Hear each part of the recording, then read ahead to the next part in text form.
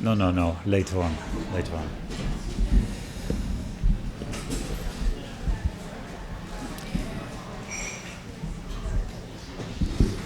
Okay. So good evening, everyone. Good evening. Okay. So thank you so much, Anne, for the introduction. To say again, like this morning, it's really a pleasure to be with you. I'm a bit scared of this thing of keynote. I thought it was just a few people, but there are a lot of people. And that's very important because with a lot of people, we are really strong. We are the people, and I hope you will make a lot of good things out of this convergence meeting. I have the feeling it's a really important meeting for many of you that I talked with. And, well, Anne invited us to come here and share a little bit with you what is happening outside the US, and more specifically what's happening with forest in the global south, the tropical forest. And it is a sort of global picture that Anne asked me to give about the conflict between the communities there and those who are promoting deforestation. And I would like to start just to say that, well, we often talk about deforestation, about the conflicts, about, bad things that are happening. But I think it was Orin this morning that reminded us again that it's important to learn about history. And when we talk about history and we think about the forest, and we think about tropical forest, and I think it's not very different from here. It's actually a very beautiful story. It's actually a story of people who still had their liberty, about people who were extremely connected among each other. This happened both in the Amazon region, in the Congo Basin in Africa, in the Mekong in Indonesia, Malaysia, and those countries. It was one big forest where people were connected, and we still don't know exactly how many connections happened at that time. But it could happen because there was liberty. Nowadays we have our national states, and they have their border control. And people like in Central Africa, to go to their neighbors, they need to ask for a visa. They cannot just go like in the past. And it's not to think of it like a sort of nostalgia, how good it was, but it's to think about, to remind it what is important and what it tells to us of what is important for forest struggles. So forest struggles, they are social struggles. Our struggle as World Rainforest Movement is to defend forest, and it's actually to defend people. And to repeat it again, where we still have tropical forests worldwide, it's because there are people who defend their forest, who don't want to give up their forest, because in the forest there is everything what they need, and they can have their well-being. So that's very important. Also, if we think about what you put in the paper for this convergence meeting, it's about radical transformation. So radical transformation connecting to deforestation, we should think in the first place, what are the root causes of deforestation? What is really the underlying causes of deforestation? And to explain to you what we have learned about that, I want to tell you two little stories.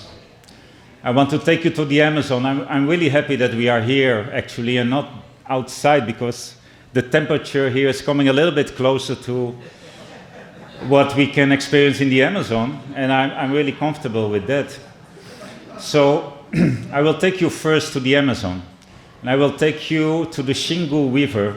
It's a very big, beautiful river in the Amazon, and I will take you to a moment several years ago that this guy from this energy company came there, a big Brazilian energy company, and he stood on this stone close to the river, And he said to the people, they were in this delegation together with the local communities, and he was just standing there and talking, and he said, wow, there is nothing here.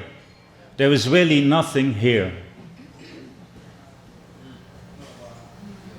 That's the first story. The second story is from the region where I come from. Maybe you think, what, this guy has a strange English Brazilian accent, but actually I was born in the Netherlands and later on came to Brazil, and I consider it as my country. I'm connected with the people there and I've rooted there, so, but just to, because I think some people are curious, but so this is, I'm talking about my region. It's the Atlantic forest on the coast in the southeast of Brazil. And 50, 60 years ago, a group of Guarani indigenous people, they were walking along the coast, and this is part of their way of living, their livelihoods, their tradition. From time to time, they leave their village, they need to go on a walk, and they go to walk to look for the land where they can realize their mode of living. They are looking for, they call it the land without evil, the terra sem males, we say in Portuguese. And one night they arrived at this river, the Piraqueaçu, also a beautiful river. And they came at the river and they looked at the other side, and there was this beautiful forest there, and they slept. And at night, Dona Maria, who was the spiritual leader of this group, she had a dream. She had a revelation, and it's in the dreams that the Guarani, they receive the message from Nyanderu, which is God for them. And the message was, Dona Maria, you need to make a village here, because this is the place where the Guarani can build their prayers house. It's a place with forest, it's a place with water, it's a place with a lot of hunting and fishing. So the next day they went over the river and they started to make the village. Now, let's go back to the Amazon. What happened in the Amazon? In the Amazon, nowadays when you come at this place, you can see the second biggest hydro dam in the world, the Belo Monte Dam. When you come in this area of Dona Maria, you can see one of the biggest tree plantations, eucalyptus plantations of Brazil. And this is all about profit making. And tell you one more story about this second story from Dona Maria. Later on, when the indigenous people in that region started to claim their land back from the plantation company, and because they have a right to the land, there is this process, administrative process, that they, at some point, the company, they can challenge the claim of the indigenous people. And I want to remind one sentence in that challenge was like this, with all their supposed legal title deeds and everything, and all their, all the profits that they make, all the financial this and that. And there was this sentence, how can an indigenous woman put at risk a $3 billion investment? So let's come, what I learned from this, what we have learned from this, talking about root causes, this is about capitalism. This is about profit making. The root cause, of course, of deforestation is capitalist expansion. It's also the corporate capture of the states that are, that are collaborating, making such a hydro dam, making such a big plantation, just destroying the forest, and just expelling the people. The Belo Monte Dam, I think about at least 10 indigenous people, they are heavily affected by the dam. But it's not only that, what we can learn from these two small stories. It's also about, this man, he stands on this stone, he said, there is nothing here. What happened to this man? Is he blind? Yes, he is. And he is consciously blind because a long time ago, even before capitalism really came to its destructive way of expansion. We in our Western culture, we broke this relation with nature. We separated humans from nature. It's also an important wood cause of deforestation. And it enabled us to say, okay, we can dominate nature. It's not anymore something that we belong to. And we can just destroy it, and we can sleep again. They also see, like, forest, if they see something in forest, they see the trees, they see the timber. Actually, we had a discussion today about forest definition. You know what is the international accepted forest definition? I mean, I don't accept it, you won't accept it, but our governments, they accept it. It's basically a forest is any area with a bunch of trees. They only talk in the forest definition about the trees. They don't talk about the other living beings. They don't talk about the people. And it's actually to benefit the corporation that make profit from the timber. It's another root cause of deforestation nowadays, because monoculture tree plantations, this is a forest. They just say, oh yeah, it's a planted forest, but it's still a forest. And we can see more root causes in these two small stories. Indigenous women putting at risk $3 billion investment. Patriarchy, racism, colonialism, imperialism. It's all there. And it's not only, there are thousands and thousands of stories. And probably you can see more root causes. So when we want to transform this, all of this needs to be transformed. We need to get rid of all of this. And a long time for the forest-dependent communities in the Global South, there were like two big threats. There was the destruction of the companies for the mining, the plantations, the infrastructure, the agro-business. And there was another threat, and that were the big conservation NGOs, creating the national parks. Because even keeping the forest standing, the people were expelled, the people were removed. And we have raised problems about that. We have exposed the companies. We even went to international conferences on forest to discuss how to stop deforestation. What did we get back from this? Solutions? No. We got back more deforestation, more conservation, more problems for forest-dependent communities. And what they call solutions, it are false solutions because they are in the benefit of the companies. And they still cause forest destruction. And they've gone very far in this, you know. So talking about the two big problems for the communities, the destruction, nowadays any company is green, right? Any company, you go to their website, they have their sustainability reports, right? A tree plantation like this, they are all certified nowadays. But they continue large scale, they continue monoculture, they continue destroying. The logging in the forest, most of the logging in the Amazon forest, they don't call it logging, they call it sustainable forest management.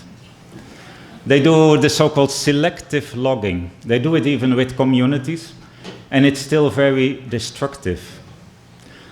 The coal mining has become clean. They call it clean coal.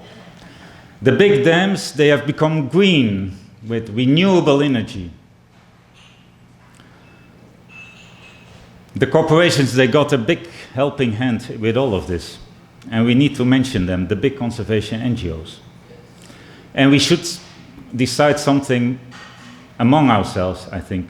We should stop calling them NGOs. They are business. They are partners in business. And the conflicts with communities have increased. And what is scary nowadays, what we are so concerned about, it, the scale of things are increasing, the time is decreasing, you know. So the machines that do the coal mining, they are different from 20 years ago. The machines that cut these trees, they are very different from 20 years ago. They are more efficient. They do things more quickly. They enable more destruction. So, nowadays, they think, well, we are destroying so many forests, let's conserve the forest. It's a huge contradiction, but they are claiming to do it. And they have even joined together, well, how can we conserve forests? You know, the big corporations, the oil companies, all of them. How can we solve this problem of deforestation? And they said, yeah, the problem is there's no price for it, you know. Of course, they see the timber, but outside the timber, there, you know, what can you do with a forest? But if it gets a price, if we can, you know, if we can make something out of this, who knows? And they've done this seriously with big reports, with big studies. And there's one particular thing that has come out of this that we are talking a lot about these days. And it is considered like the new, you know, the new gold. It's maybe becoming the new forest definition. Actually, I mean, I was talking about Gabon this morning, you know, about this zero deforestation company working in a very forested country. They are talking about changing the forest definition, you know, to what? They're not talking anymore about trees. They talk about a forest definition according to the quantity of forest of carbon that you can find in an area. So it is about a bunch of carbon now that will be what we will call forest. And the way they are doing it is that they only consider forest where there is quite a lot of carbon. So the secondary forest, which is quite a lot after the logging, you can call it secondary forest, you can still deforest. But, I mean, this is really bizarre, you know. Gabon is the first country that we know about that is really, you know, working on it, and they will soon have a forest definition which is talking about carbon. And it's actually very funny that over the past 20 years, the forests have gone out of the international agenda, you know. They have gone out. There was a lot of talk in the 80s, in the 1990s, but after that, they were out. But they have come back again. And, well, if you look in the UN Forest Conference, you cannot find anything, but you will find a lot in the UN Climate Conference. They've been talking much more about forest than about anything else. And this corporate captured UN climate conferences, because they are considered, they can be there, actually. They can sit around the table. They have defined the climate problem as follows. Climate problem is just a problem of too much carbon in the atmosphere, too much carbon in the air. So the solution is how to get it out as soon as we can. And we have this Paris Agreement. Three bad things about this Paris Agreement. First of all, many have celebrated, many governments. It is voluntary. So still if a lot of, I mean, any country can decide if they do something about the carbon, the climate crisis or not. Second thing, they talk about forest in the Paris Agreement, but there is no there's no mention to oil, no mention to coal, there's no mention to gas that is contributing with 90% of the problem of climate crisis, right? Climate change, global warming. And the third thing that is very, very bad in this agreement, that they actually accept this idea of compensation. They accept that if you say we are going to protect a forest because it is threatened to be deforested, we can still dig up a bit more oil and burn it and put this carbon in the air. It is true, it's the same carbon, but for the climate it's not. We are still putting more carbon in the atmosphere. But we have already 10, 12 years, we have this WET, you know, this reduction of emissions from deforestation and forest degradation. And what have they been doing? I mean, the World Bank has been working on this. All these big international conservation NGOs, they have been working on this. What has been the results? There have been 300 projects.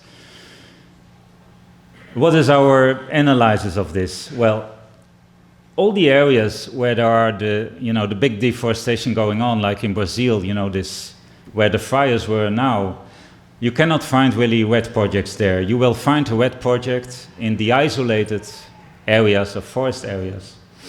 And you will find it where there are communities, because where there's forest, there are communities. And you will find these communities angry, because they cannot access anymore their forest. And actually, they are once again, through all this policy, blamed for the deforestation that's happening. And they are asking, why are you not going to stop deforestation? Why are you coming here? The Belamonte Dam was about, now I have to calculate, 120,000 acres of forest has gone.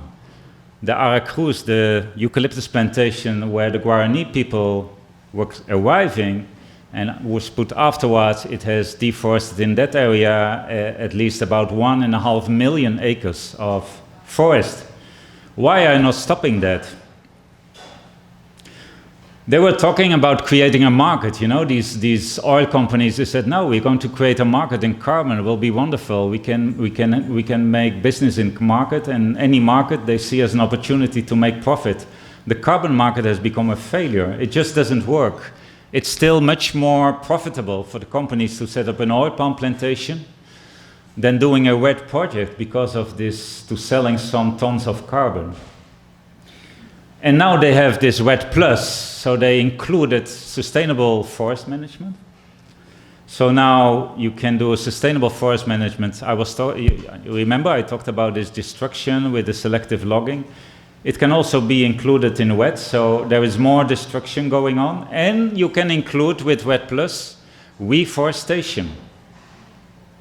Reforestation, tree plantations. Now, the World Bank, the World Bank is a very important actor, and they have their forest department and forest policies, and they have this motto of learning by doing. Yeah? The World Bank says we are learning by doing. They are doing without learning, and they continue doing this because, under the Paris Agreement, because they defined the problem just forgetting about the oil and the coal and everything, but focusing on we need to get this carbon out of the air. And they are talking about 100, biotechnology solutions, but the only one that really works is with trees, because actually trees store carbon. Nobody will deny that. But our climate problem is huge. So what we see now is something we didn't see before, and is really a challenge for all the forest and peasant communities also. I mean, actually all the rural communities in the global south, especially in the global south, because the trees, they grow much faster there than here. So we have this bond challenge, which is promoted by the World Bank and the German government. And they are talking about 1 million acres of reforestation.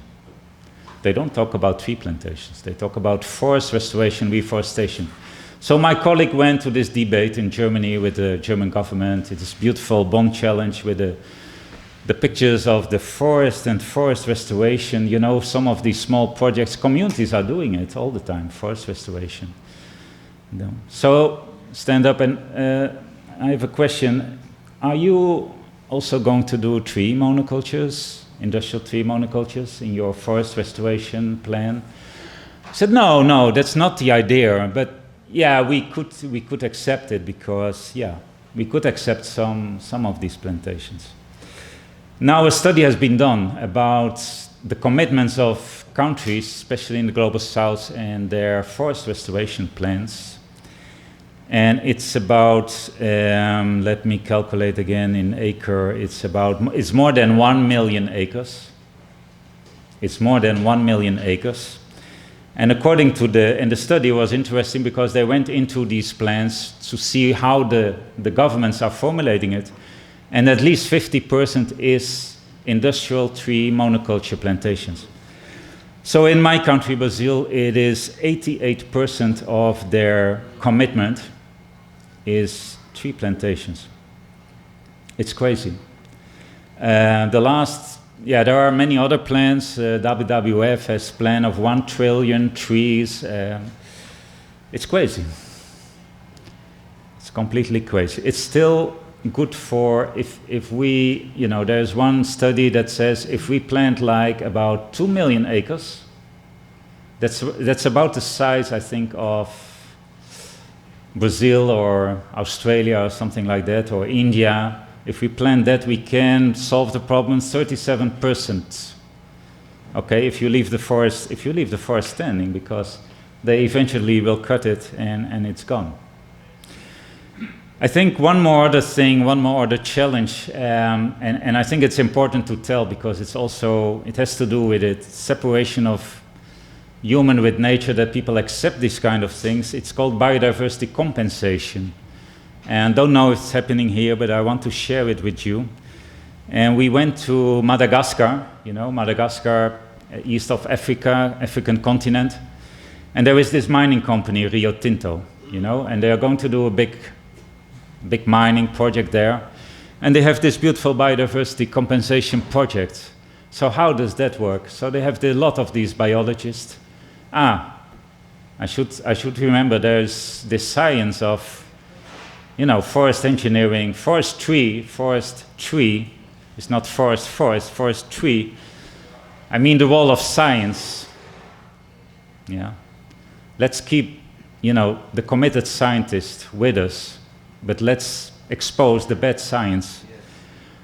There's a group of like hundreds of biologists, and what have they done? They have gone to this mining site of Rio Tinto, this beautiful forest on Madagascar, and they have made an inventory of all the plants there, of all the biodiversity.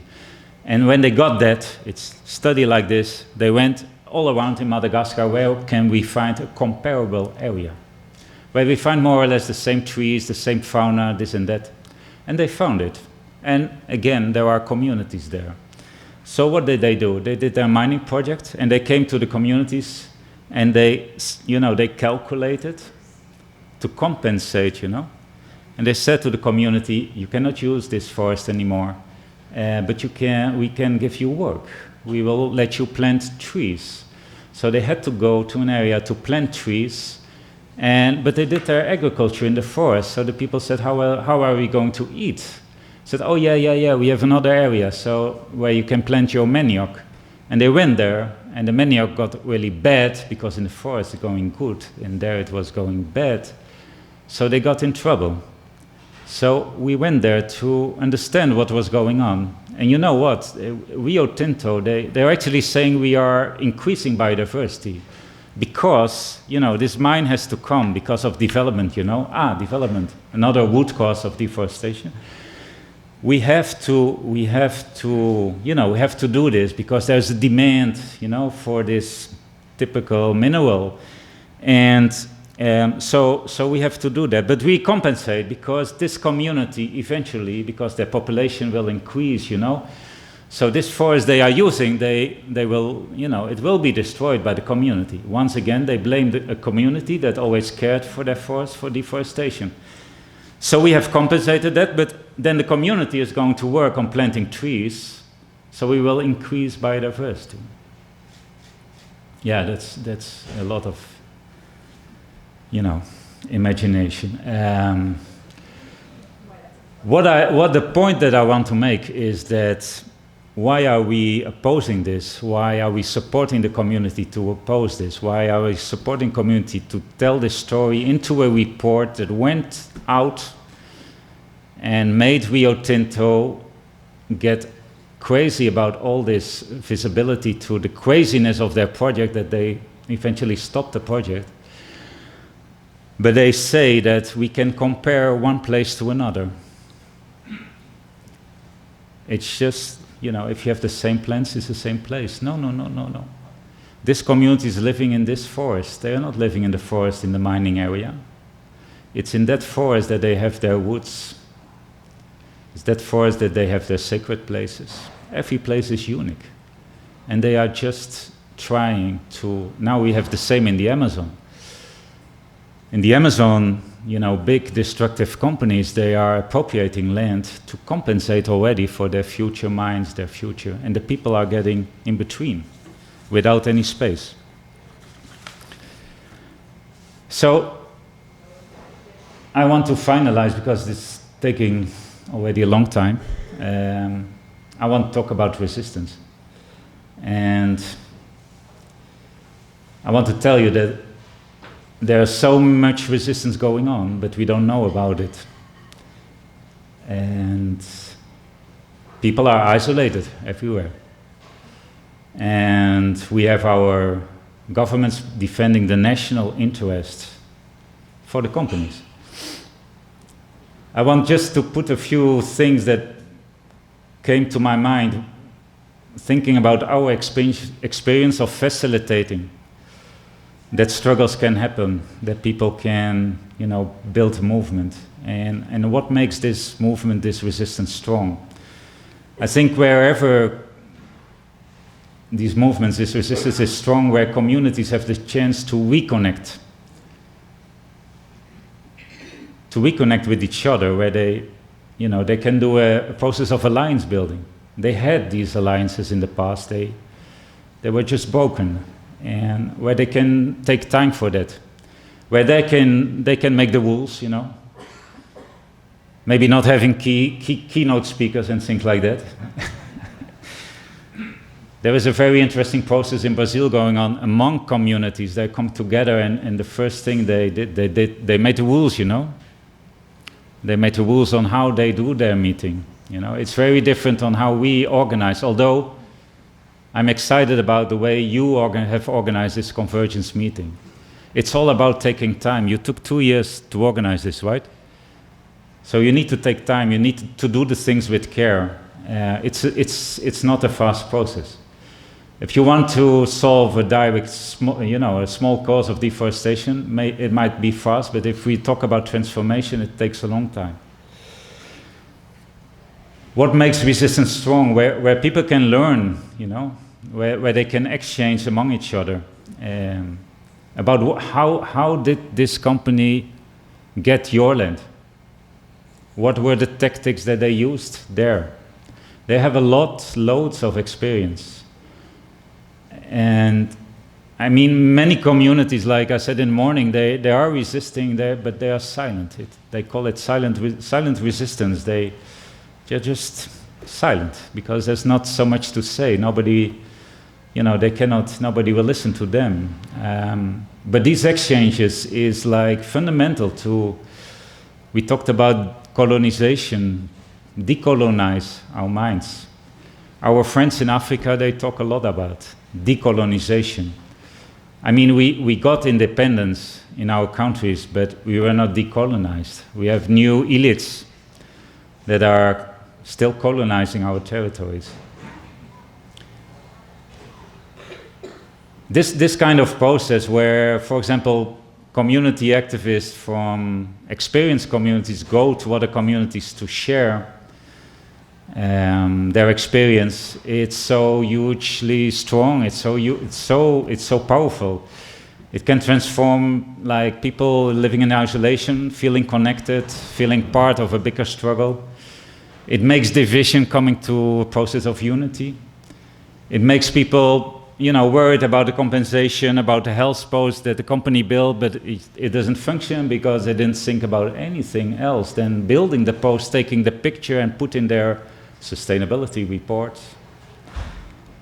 Coming to a process where they say, we want our land back. We don't want anything else. Yeah, but well, let's do 2 health posts then. Let's do a hospital in your community. No, we want our land back. What makes resistance strong? Where there is space created for women. Where there's space created for the youth, because some communities, the elderly don't want to listen to the youth. And many communities, the men come together. They might talk with the women in the house and, I don't know, somewhere else. But when it comes to decision, it are the women. When in some processes we have been following, when the space is created for women, so many things come up about company tactics, so many things come up about invisible things, harassment, sexual violence. And when that comes into the bigger community meeting and discussions, and when the women become active participants of the resistance, the struggle gets so tremendously powerful. And when people get united, I mean, there's one thing that these big corporations, they think they are powerful, but they really are afraid of these kind of things. They really are like this, what can we do? And there is a lot of repression going on, criminalization and everything. Exactly, because, I mean, that's where the resistance is taking place and is getting formed. I think one important thing is, I mean, there are so many communities that lost the lands, and it has been a long time ago, and we are too often concerned about, you know, the communities that are still in struggle, and when they lose, we go to the next community that are still in struggle. So on the one hand, it's important, you know, to reach out to other communities that are still not having these corporations coming with their promises and their deceits and their lies and everything. Prevent the damage is very important, but it's also important to not exclude, you know, the conversation with other communities where the situation seems like hopeless. There's one struggle going on in DRC, Democratic Republic of Congo, that I like to mention. This is the oldest, one of the, I think it's more or less the oldest colonial oil palm plantation, industrial oil palm plantation in Africa, a monoculture tree plantation. And it was set up by the Lever brothers. And maybe you are familiar with one of the biggest multinational companies, Unilever. Well, it was set up by these brothers. They were doing plantations in Nigeria, but the colonial government in Nigeria found they were so violent. We don't want you, imagine, under colonial rule. And, you know, in DRC were the Belgians. And they said, no, you can come in. You can do it all here. So it was a really violent plantation. It was slavery. It was killing. And it was 100 years ago. And now, these communities are struggling to get their lands back. It's a 100 years struggle. So you can root up the trees, you know, you can take out the timber, you can make your money, you can burn it, and actually many companies, plantation companies, they burn the plantation and they bury it somewhere. Many communities tell this story. We saw them burying. Do you have a picture? No. People don't have often, you know, cell phones like many of us have in communities. They cannot take a picture, but you cannot uproot easily the roots of these communities in their territory, in their homeland of their ancestors. It's not an easy process, so it's never too late. Don't forget about that. And I just wanted to show a few slides now. Just, you know, it's not an order, it's not a really coordinated story or something, but just some images of resistance and what we have been seeing and I would like to share. So first, yeah, in the morning I promised to show what is a plantation looks like in the global south. So this is different than the mess you see here around. Did you see the mess? Did you see the mess? Isn't it a mess, you know? Look at this. A pine plantation in South Africa for timber and for paper. It's a bit dark, but this is a rubber plantation somewhere in Southeast Asia. And that's where, you know, you get the tires from the cars. This is a eucalyptus plantation in Brazil. This is all actually for sanitary paper. you know, in industrialized countries. You know, you see this tree? This is actually a biodiversity project of this plantation company. You see? You understand what I mean? One tree? Yeah, because this was like cerrado, savanna vegetation, and you have trees in that countryside, and you have 7 types of cerrado, savanna in Brazil, but one type is like a sort of grassland with trees. So they decided to leave the trees. They decided to leave the trees, and they call it a Biodiversity Conservation Project. Yeah. Oil palm in Gabon, young oil palm plantation. And it's because this takes longer time, the oil palm, this is like a major plantation. This is somewhere in Indonesia. So you could see, like, this is a picture to show, you know, the difference between forest plantations. So you see the mess on the left side, you know, all these trees together. You see people inside. You see life inside, you know. This we call in Brazil a green desert. We actually created like this green desert movement. There's no life. One of the indigenous people I worked with struggling against plantation, we talked about how can we define this, and I think he gave like one of the best definition. It's a tree plantation like this is a dead forest that kills everything, and that's it. So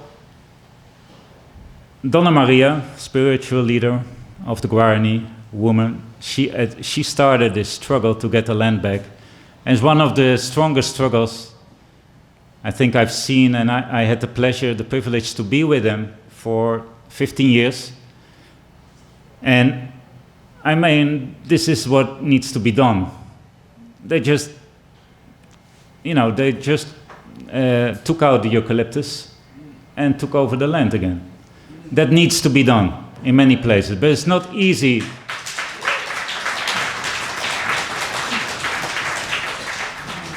But you know, it's not easy to get at that point. This is the MST. You probably know about it, the Landless People Movement in Brazil. They have done a lot of occupations inside plantation areas. They don't have any right at the land, but they just say our constitution says that the land has to fulfill its social function. The land is of the people. It cannot belong to one single company. And they are right. And yeah, we have, it's very important in the struggle to have this sort of motto, you know, these sentences that we repeat and we repeat. We say plantations are not forest. And we repeat in the meetings that sometimes we go, you know, with the state and the corporations, and plantations are not forests. We put our banners. And one other thing that one peasant in one of these meetings we had with the communities in Brazil, he said, yeah, but actually nobody can eat eucalyptus. You know, you can make, you know, the barbecue, you can put it on the barbecue, maybe you can burn it, but it's still not tasty. So what do people do? I mean, they lose, it's always on the fertile lands, the flatlands. This is, you saw the other picture of the MST, they were like entering into the area, and this was the day after. Actually, yeah, not the day after, sorry, but the day after they start planting. And here they are, you know, they have their maize, and this was a plantation like 3 months before. So they start directly to produce food because we need, you know, we need to take care of our food. In Brazil, they created one day, and it might be also important, you know, we were at this sort of convergence meeting with communities, and they said, well, you know, let's have one day together. One day that we are all in different places, but we can do something together. And it's our, you know, it's our little secret together that we do it, and then we can make visibility. But we also want to celebrate a bit our resistance to all of this. Not in a celebrating way like we are happy with it, but in the resistance struggles, many good things happen. But we want to show, you know, that there is resistance, and we all do something, and we call it the International Day of Struggle Against Tree Monocultures. And it started in Brazil, and it came from a community meeting. And this is a poster that an Argentine artist made. I think she made it really nice. The struggle of the people and the forest, and the celebration, the victory. And we have had many victories. 21st of September, and it was chosen because in Brazil it's the day of the tree. And it's more or less the only day in the year that these forest engineers and the plantation company directors, they do this kind of ceremony to plant a native tree on the day of the tree. So we wanted to do it on that day. So now, yeah, we jump from one thing to another, I'm sorry, but I was talking about this carbon projects, this crazy thing of compensation, carbon with the pollution of the oil and everything. And in Acre, this is in Acre, Brazil, where there's also a very interesting alliance building between indigenous people, non-indigenous people, against all these restrictions that are slowly being imposed on them on using their forest, because there's carbon inside. It needs to keep intact. So this was after a meeting that the indigenous people, they went on the street in a small Amazon town, Foraret. So red, go away. We don't want you here in our territory. Now we jump again to Africa in one very big oil palm plantation area in Cameroon. Community-based organizations. All of their land has been taken for oil palm plantation. Most of them are plantation workers, but still they want their land back. And they are increasingly organizing. And I heard saying yesterday, the wise indigenous leader, that the marches, our politicians just don't listen. It's true. But still in Africa, in the African context, you cannot do easily demonstration in Cameroon. It's a scandal. The police doesn't come to throw water on you, they come to shoot you.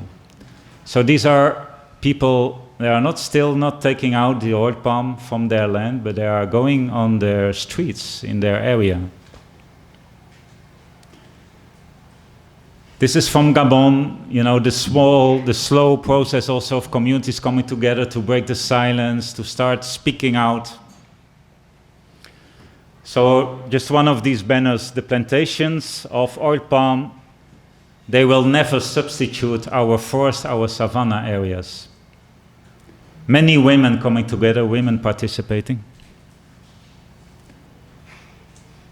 Sierra Leone, there's a huge 2,000 people community-based organization struggling against this sockfin company, and the really violent repression, and really strong movement, and they are sick of compensation. They say very clearly, we want our lands back. And on the right side, you see the International Day of Struggle Against Tree Monoculture. It's now celebrated in Africa. They have taken it over. They find it useful. This is in Nigeria, people protesting against Michelin, Michelin, the tire company, the rubber plantations. We jump to India, incredible forest struggles going on in India, also very difficult situation now that the legal instrument that exists there after years of struggle of the people, because don't forget what we have as laws in Brazil or in India or wherever, it's not because our elites that are still governing us wanted to have that law, it was because people struggled to have it, to get it. The Forest Right Act in India gives the right for the people to remain in the forest, and they want to throw it in the garbage. They want to get rid of it. And people are protesting, and they need support. It's really a huge, threat what is happening there. Indonesia, 11 million hectares of, 30 million acres of oil palm plantations. Many people have been evicted there, and they have, so much area has taken over of communities that there came a point that communities just had to take their land back. So this is an area where, plantation company got in financial trouble and they just jumped in. They cut the trees and 800 families set up this camp where I had the privilege to be a few days with them and talking about their struggle and everything. And it's just amazing in a country where also the police, they don't come just to prevent you, they come to shoot you. And still, 800 families, they went there and they're still there. Argentina, also a lot of tree plantations. People have struggled against the companies. There are many experiences there of people reoccupying their land, planting food. And one important thing in the reconnection that I mentioned here was about the experience sharing. Experience from places where everything happened to other places where these things probably will happen. So this is our one friend of Indonesia getting this was in Cameroon, going to the community to share about all these corporate tactics that they have used in Indonesia. Share experience. Here in the middle, a Brazilian woman with her roots in Africa going to Mozambique, which is one of the countries where most of all these millions of acres of tree plantations are planted, and already many plantations are being set up. So this is a plantation area. She is sharing experiences. She's coming from the north of Brazil, a very big area with plantations, Suzano, one company we have there with the genetically engineered eucalyptus trees. And she is sharing her experience, and it has been so, I had the pleasure to be there. It was so powerful. And it was like, it was not only that the community got connected, she got reconnected to where she comes from. And it gave her so much energy to get home and continue the struggle. So I want to end with this very little story back to the area of Dona Maria, Guarani, from the area where I come from. This is another indigenous people living there, Tupiniquim indigenous people. This man, he was evicted from his village. The army arrived, and you need to get out of there, and they just throw down the houses, they destroyed the forest, and he was out of his village. After 40 years of battle, they got their land back, and he said, I'm going to set up my village again. And he's there again with his wife, and he was receiving these two peasant leaders from Mozambique to share their experience, because in Mozambique, at that time, the plantations were arriving. And this is also about reconnecting. This is also about solidarity building.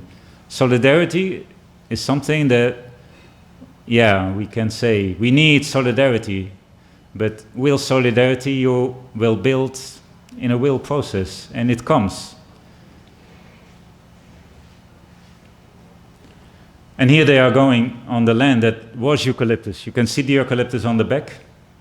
It's still there, but he has his lands back. He has found his roots back, and I think for me this makes it worthwhile.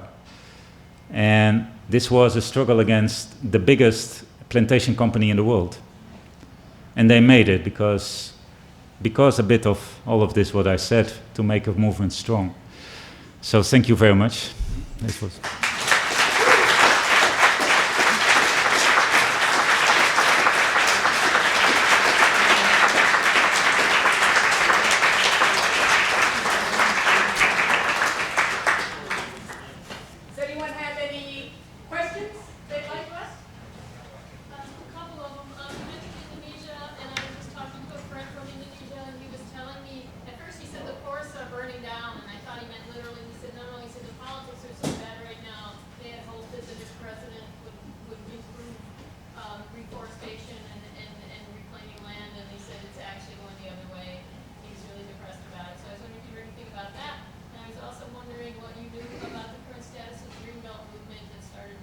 The Kurds say this off?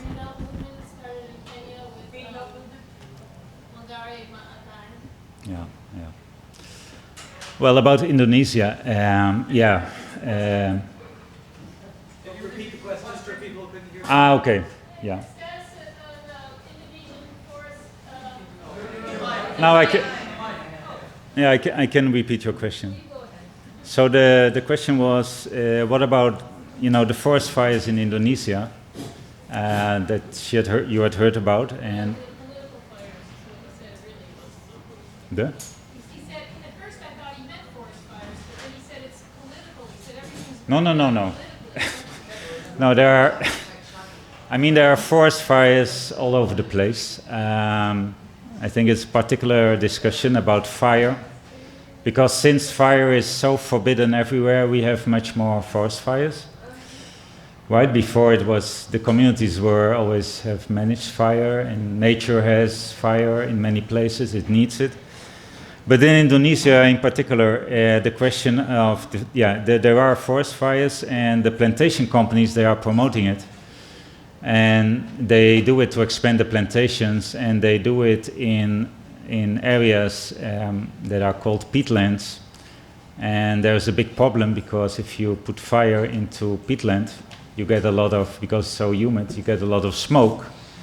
So maybe you remember, because I think this year, the Amazon fires, they won the battle in the news from the Indonesia fires, because they're still there. But this smoke has gone over entire regions. It has even crossed borders. And maybe one of you have seen these images of towns completely covered by the smoke. So it's really a big problem, and the neighboring countries, they complain with Indonesia, do something about the fires. And every year, in the Indonesian government, the fires come, and then they say they will do something about it. But actually, they are still, in their forest policy, heavily promoting the plantations. And this president, what he promised in his first mandate, was to secure that at least some of these lands, forest lands, would go to the indigenous people, that also a part of the land would go for land reform. But this has happened very slowly, and increasingly he has become really a very bad president, with bad politics, with more plantation expansion, and it's really going into the wrong direction. So I occasionally was last week with some friends from Indonesia, and they told that, it's actually the plantation companies have taken over, and the situation is extremely bad also in Papua. I would like to mention Papua, because Papua needs a lot of international solidarity. This is this area where Indonesia is ruling, and they are struggling for independence, and they are using the argument that, we need to combat this armed resistance that is there, and indeed there is resistance, but they use it to militarize the whole area. And Papua is extremely rich in timber, in forest, in all kinds of minerals, in everything. And the situation now in Papua is really bad. But Indonesia is going bad. There are huge protests. The students are on the street. I don't know if someone saw it. And they are extremely repressive to the many people in jail. All the time I get news that, this friend, he's in jail. He was arrested because he was in the protest. So unfortunately, we don't have good news from Indonesia. Yeah. The other question was about if I know about the Green Belt movement. Yeah, I know, and I know about what's her name again?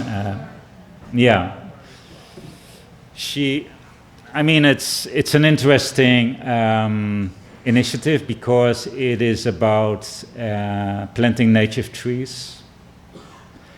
We once made a video against plantation, and we asked her to give a testimony, and she said eucalyptus is not reforestation, and it was important because she's a very well-known person.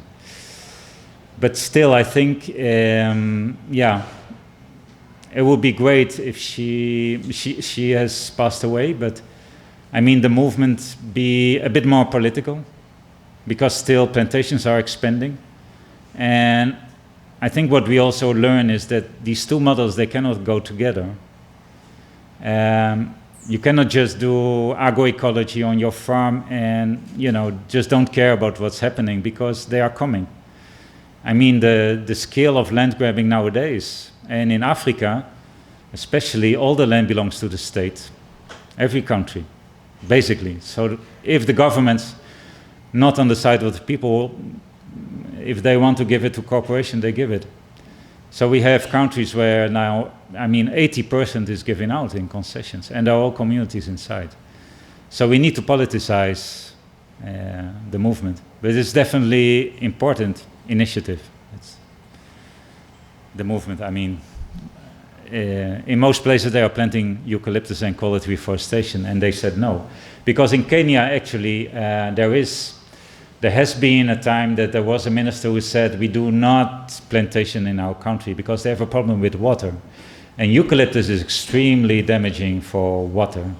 So like in South Africa, you cannot plant eucalyptus anywhere, but there's always a corporation coming in and convincing the government they can do it.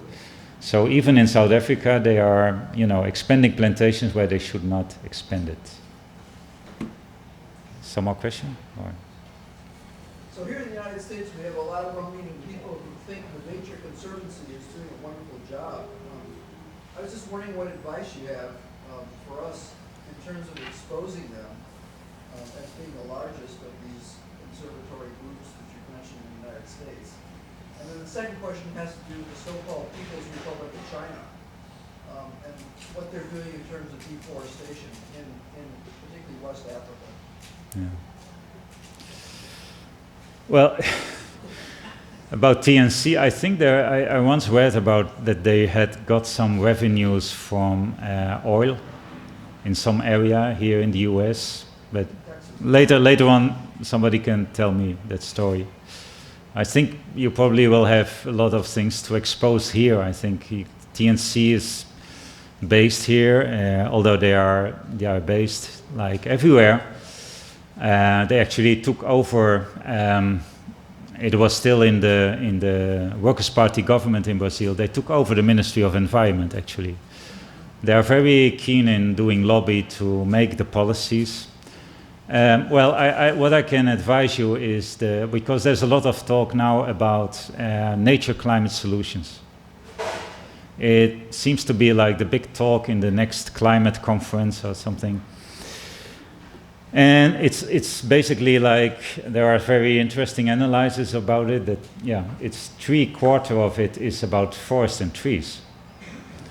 So it's about what I just talked about. So I think the best way to expose them is to go behind what their plans are causing. And so they are talking about these millions and millions of hectares of forest restoration, but at the end of the day will be tree plantations.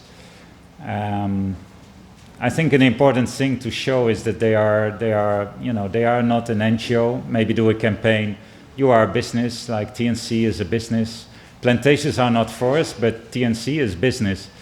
Something like that. I mean, look at who is on their board, you know? Do you know who is on their board? It seemed to be all corporate actors. Look at how they are functioning. I think very interesting was that it was in Cameroon, where there was this national park where WWF had given arms. They had bought arms, so there was an arm trade by WWF to arm the guards in the national park. And at some point, the guards, they killed the Pygmeo, the indigenous people.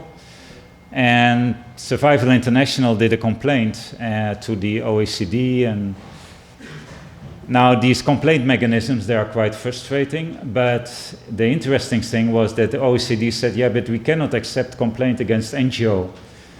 And then Survivor said, yeah, but WWF is not an NGO. And said, okay, we will investigate it. And they did an investigation. What is WWF about? And the conclusion was, it's a profit company.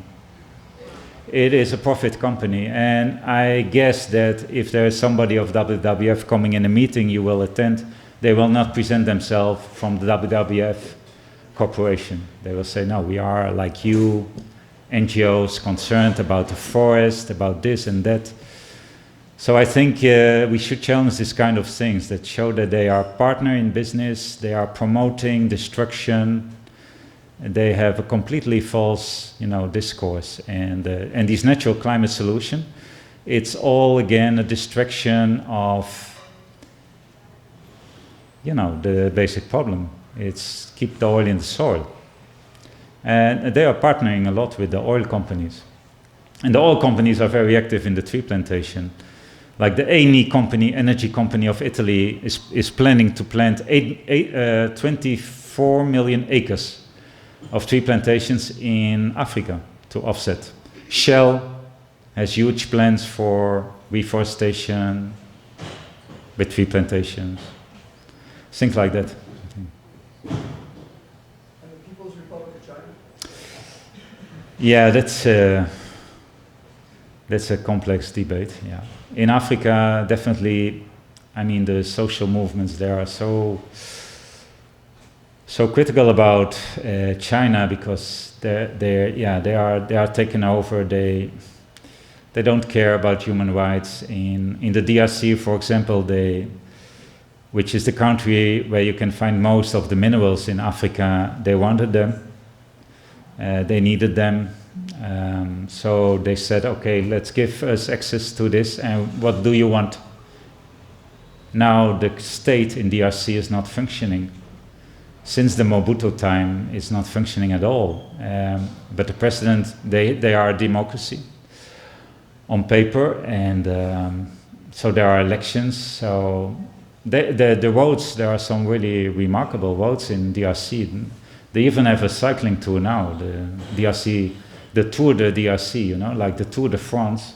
You have the Tour de DRC because of these Chinese that made the asphalt roads. And then they come in, they have the workers' camp, so they don't even create employment. In Brazil, there was a big battle between the Brazilian government in the Workers' Party time with the China government because they want to set up this big car industry and they want to bring in the workers. And Brazil said, no, it will be Brazilian workers. But now, one of the big job opportunities in Africa is to learn Cantonese.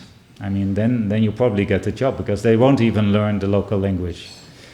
But I think there is, so this is like how the Chinese are coming in. I think we're giving a lot of problems, giving a lot of forest destruction. There's going, of course, a lot of products from this destruction to China, but still we need to make a question mark, where is it going to?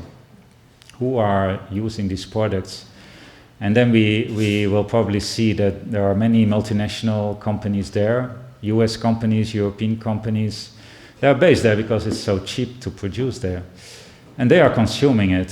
So I have a friend of mine in Brazil, and they have a study group because the Chinese government asked them to study Chinese. They have problems to understand what's happening with them. I find it incredible because they function a bit different from our culture. It's not easy to understand, but they want other people to study them so they better understand what's going on, It's definitely not the Popular Republic promoting socialism or whatever. It is capitalism. It's purely capitalism. It's a sort of imperialism. It is imperialism, right? But still, I mean, the production in China it's the biggest exporter in the world. So we also need to look to that. I mean, yeah.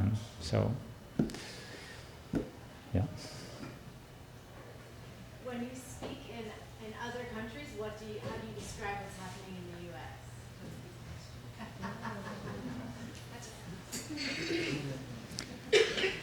Well, I have the privilege to know some really, wonderful people like Anne and Orin and the struggles they are engaged with, and that's what I know from the U.S. We have a advisor in our advisory committee who is Tom Goldtooth from the Indigenous Environmental Network. And I mean, I talk about the struggles they are doing. I think, for example, when we talk about, when I'm in Acre, once I was with the indigenous people gathering, and I needed to explain to them how this carbon functions to people who don't have carbon in their vocabulary. And I think it's very violent to start to talk about carbon and coming from the outside. So I started to talk about some other things and actually who is moving this and where does this come from. So I was with Tom in several meetings that he was talking about what RED was doing to, the communities here in the US. And I told this story. So that are the type of stories. So I showed some photos about the star sands and about the struggles of the indigenous people and the indigenous people in the streets. And I think the people got it in Acre, the indigenous people in Brazil, and they really, they are really connected to the struggles in California. And because they are so connected, but I think in Brazil in general, we don't really get much of what's going on in the US, We are much more informed about Latin America. We still have little connection with activists here. I think it's a language issue. And what we get from the media, I mean, you can throw it away. It's all, Because of course, they all have correspondents in the US, but what they are talking about is not what we are, what is very useful. But I like to emphasize always that, we are working in the Global South, and that's where we try to facilitate a bit these community struggles and so on. But we do need a global movement, So we need to make these connections. I'm really happy to be there. And I hope many of you can come down once to, to get more connected with each other. And I think if we want to build the people's struggle, that's important to connect the people. And also the people in the USA.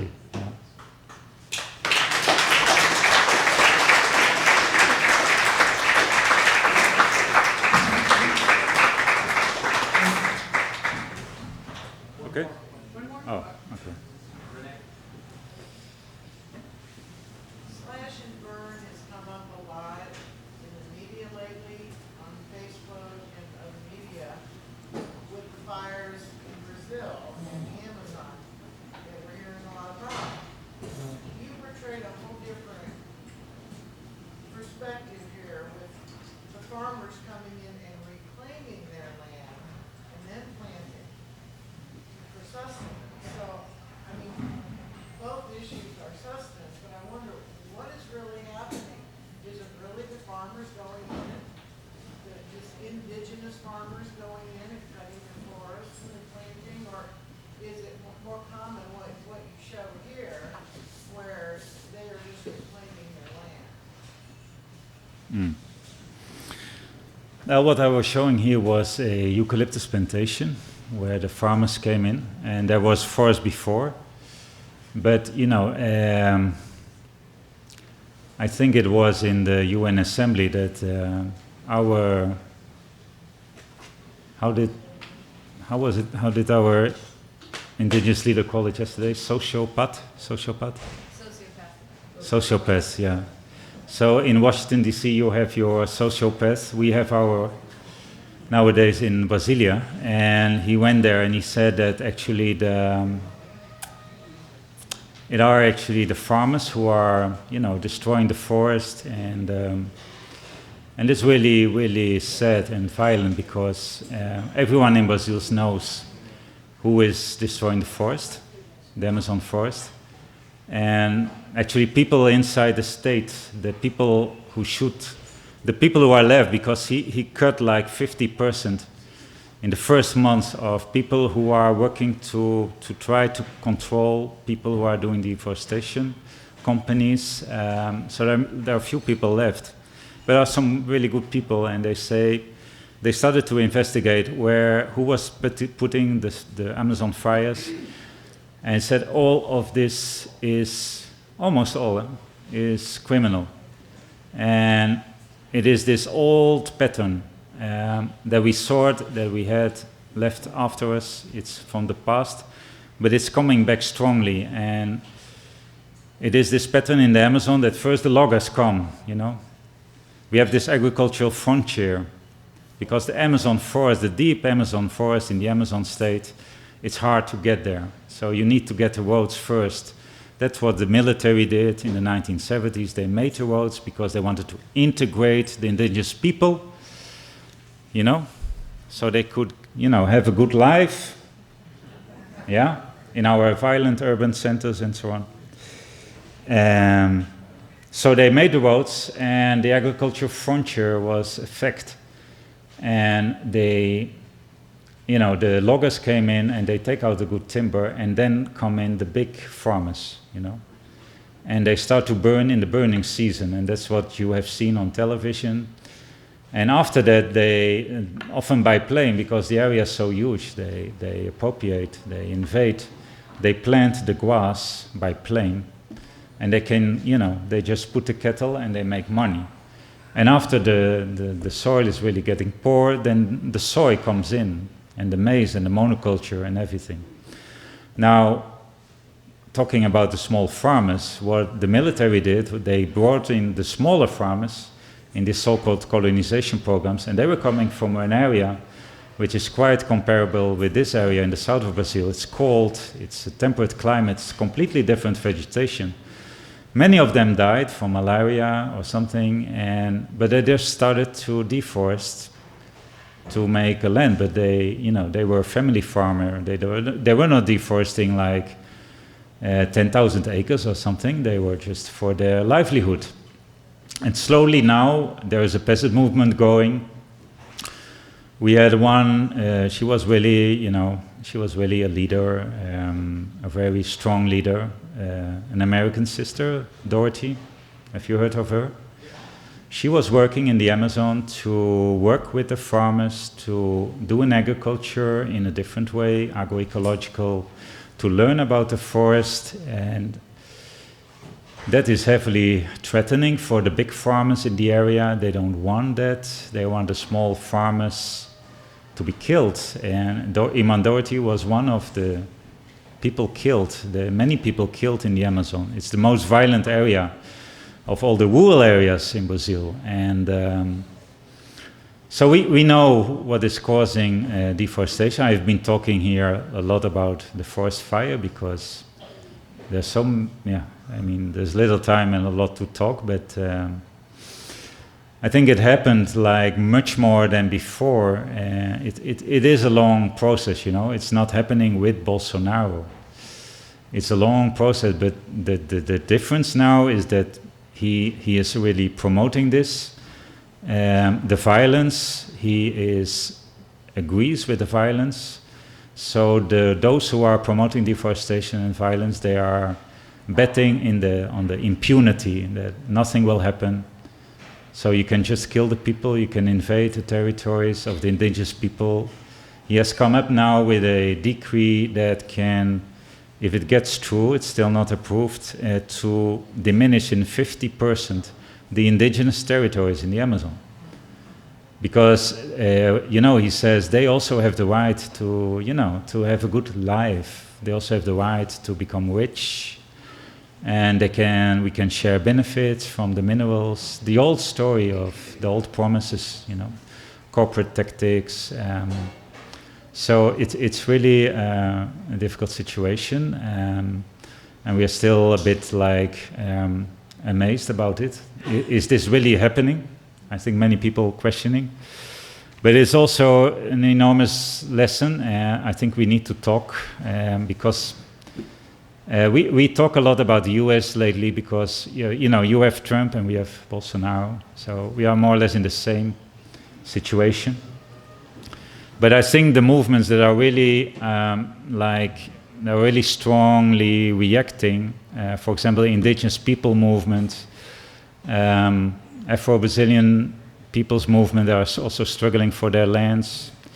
They were already strongly organized during the Workers' Party government because now we look at that time as like they were the good old times, because it's so bad now. But it was not that good at all. They were still making this alliance with capitalism, and to govern, they had this alliance with agribusiness, with the mineral companies. So the indigenous movement, they have been doing their national mobilizations every year, also during the Workers' Party, and they have been repressed during the Workers' Party, and now they continue the struggle.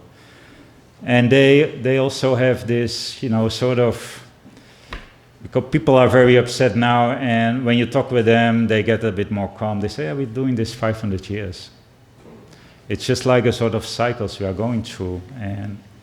But we know that we need to continue the struggle. We need to continue organizing, mobilizing. Those who are more perplexed and don't know what to do are, I think, most those who somehow said, yeah, that's the Workers' Party government is the way to go, you know. This is the way to go to improve some things in the country. But again, you cannot conciliate capitalism with transformation. It's out of the question.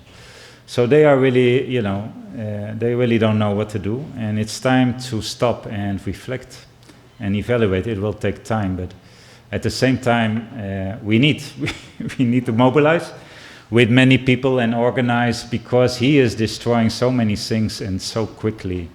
And to recover this, you know, things that were years and years of struggle and mobilization, I can talk the whole night of what he's been destroying, but it's a hard time. Yeah. Thank you.